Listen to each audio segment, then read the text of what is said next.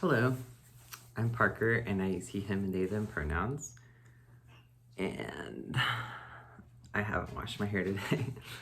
um, it's been a minute since I made a video journal, so there's dogs drinking water in the background.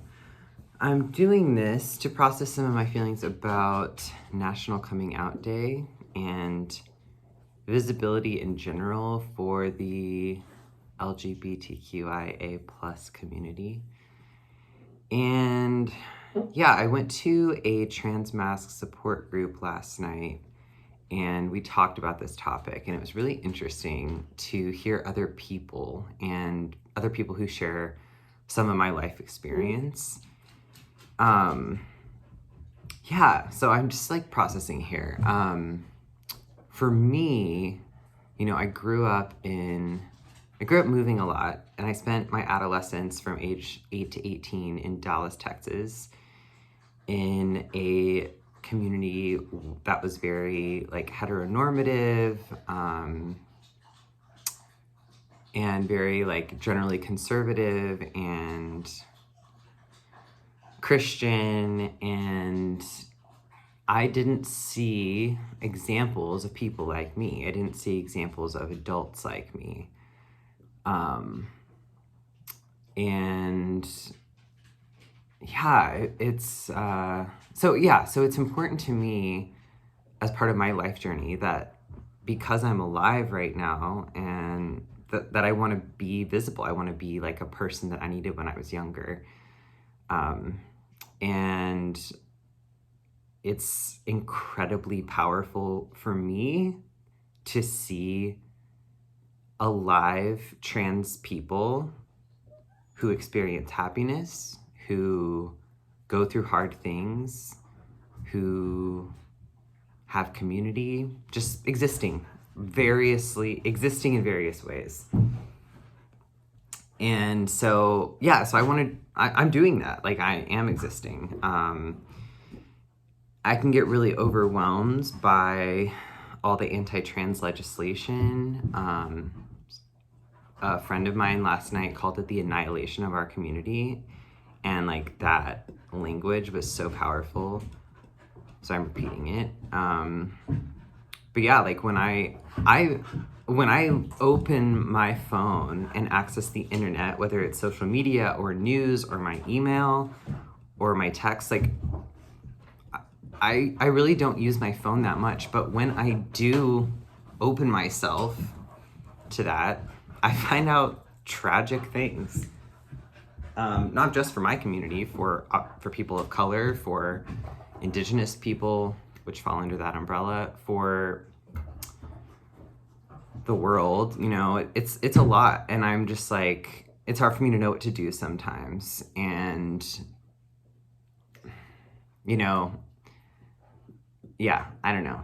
I struggle sometimes with feeling like I'm doing enough, like thinking that I should be like a political activist or a doctor, or like that there's something big I need to do. Politics aren't really in my blood, although I do experience like political feelings a lot. And I do think that my existence is radical. But yeah, I'm not meant to be a person who knows like a lot about policy. Like that's just not like my interest area, and that's me trying to do something that I think I should be doing. I'm so grateful for people who do that. People like Chase Strangio. But for me, at this moment, like existing is what I'm doing. And also like, I'm just trying to think about like, what are the things that make me feel like centered and grounded and fulfilled? One of those things is teaching yoga. And now I'm like, am I just bragging about myself? No, I'm not. I'm processing.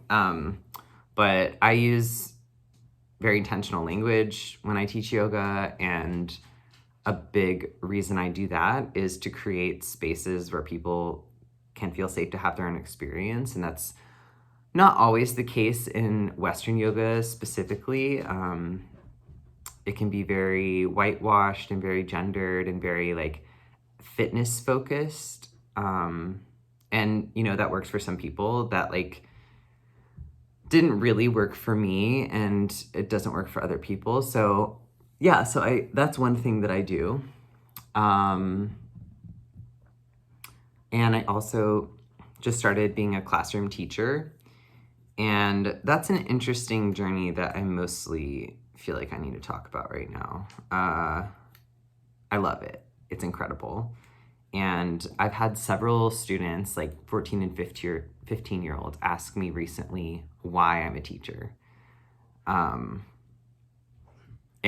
I actually have like a list of brainstorming in my journal of why I want to teach. Like like I've processed that a lot.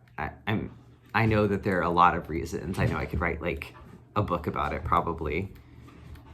And when they ask me, it like puts me on the spot, and I'm like, and you know, the easiest way to sum it up and to use other people's words is to say that thing I already said, that I want to be a person that I needed when I was younger. I want to be an adult who believes kids, not just queer kids, like, although that's a big reason I'm there, but like, just believe people, you know, like there's so many coping skills and tools that I've picked up as an adult in my journey that I'm just like, if I had more exposure to this when I was younger, like that would have been helpful, you know? So, and I also think just like modeling, you know, not perfection, but imperfection, if you will, but modeling like self-regulation and self-awareness. And for me, like I'm queer and I'm neurodivergent, and I've, you know, been through like a lot of traumatic things, and I'm just there doing my best, you know, and connecting to people, and I think that's powerful.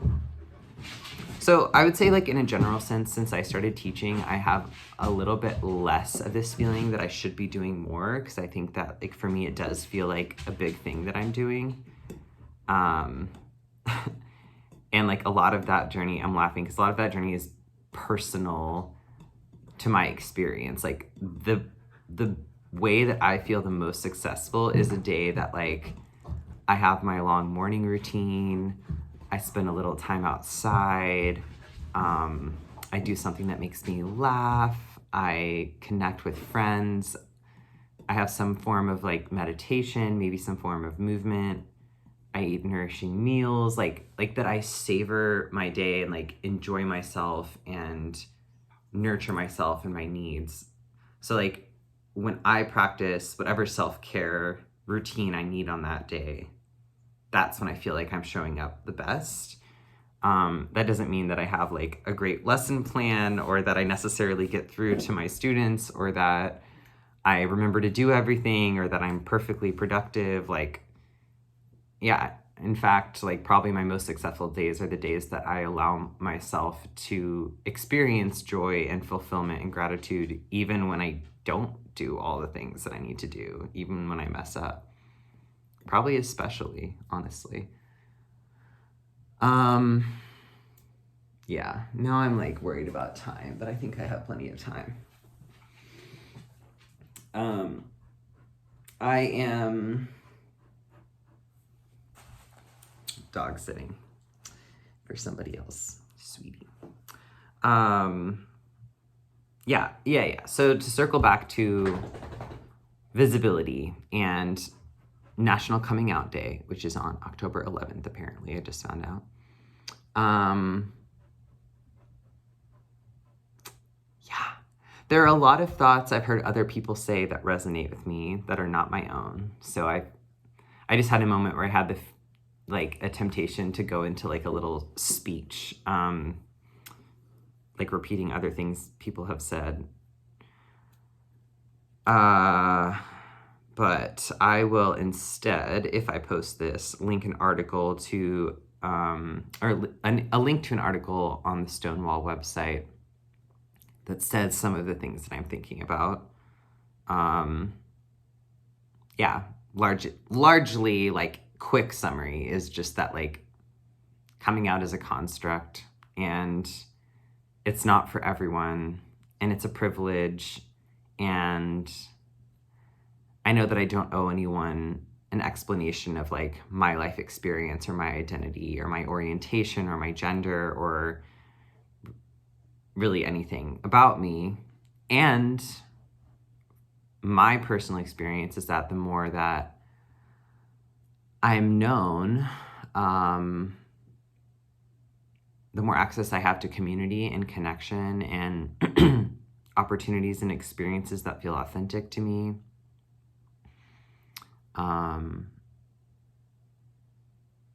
Yeah, I mean, I also feel like there's so much value in rejection. And for me, like, the experience of not fitting in and not getting along with people and not living authentically, although has been incredibly painful experience in my life, it's like shown me what I don't want and helps me be more present and realize that, like, a lot of times I am living a life that I do want, and I do have connections that I do want, and I feel safe a lot of the time, which is a privilege, and not everyone does. I feel guilty about that too. Like, even just saying it, I'm like, there's so many people who don't feel safe. There's so many people who will never come out, or who couldn't come out, or who came out and, yeah, were murdered, or all the other things, like even just bullied, harassed, assaulted. Okay, anyway, I'm gonna take a sip of my coffee. Ah, delicious. So, yeah, I guess, I don't know what the point is here, just that I wanted to talk. I thought about writing, but I don't have my computer, and I know I have more to say than I could write at this moment, so it helps me to verbally process.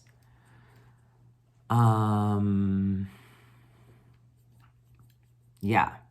And I guess specifically, I'm thinking a lot right now personally about coming out at my school. I am like 2+ years on testosterone, 1+ years post-op from top surgery. I identify as transmasc, non-binary, sometimes gender fluid, I don't know, but I do not like she, her pronouns. I am not a woman. And so I'm at a point in my life where I don't get misgendered in that aspect very often, like really at all, which is amazing. I did have one student who I have a good relationship with who asked me one day, like, Mr. H, are you a boy or a girl? Which is the worst question. Generally not well received by anyone. But I had a lot of space for it, and it still makes me laugh because, like, I don't know. I actually felt kind of seen. I was like, oh, like, a little bit clocked, I guess, in a way that I don't mind. I relate a lot to students who are socialized female because I had a lot of the same life experiences as them growing up. Obviously not the same, but some of the same. So I don't know. I'm glad that I can be like a safe person for them. But anyway, I just laughed and said I'm a boy because it's the easiest answer at the moment. Anyway, I want to start a GSA at my school. I'm in the process of doing that, which now stands for Genders and Sexualities Alliance. A different student, like, casually told me they were bi last week. You know, I don't really subscribe to a lot of gender norms, and I do subscribe to others, but, like, I think probably certain students and teachers and staff at my school, like, can tell that I'm trans or queer or whatever, that I'm non-conforming. Like, they can see that I'm non-conforming. And there are people who definitely don't know, and I know that because they've said wild shit. I'm not going to repeat it here. But yeah, so I'm thinking about like my experience at that school and even things like using gendered restrooms. Like, I don't really want to open myself up to having to discuss my history or my body with people. That feels terrible to me. And I don't know if I want to be stealth at my school. I mean, I think at some point I will share that I have a trans experience with, at the very least, with like some of my queer students. Yeah, and part of me like just doesn't want to, like, but I mean, it's also like I've been really public about my experience on the internet, and even though my Instagram is private now and I don't use it very much, like, it's very clear that have trans experience on my Instagram. Like, I haven't hidden it there, so I'm sure anyone who wanted to like Google around could figure it out. I'm pretty sure it's on my blog too. I mean, obviously it's on this YouTube channel, which is not private, so I don't know. Just thoughts, just morning thoughts, and I've gotten them out, and there's no conclusion here. Yeah, so feel like, yeah, I just have mixed feelings around this day, and I will take it one moment at a time and do what feels best for me, and sometimes that means talking by myself for 17 minutes. And now I'm gonna go walk this dog. One thing at a time. Okay. Signing out.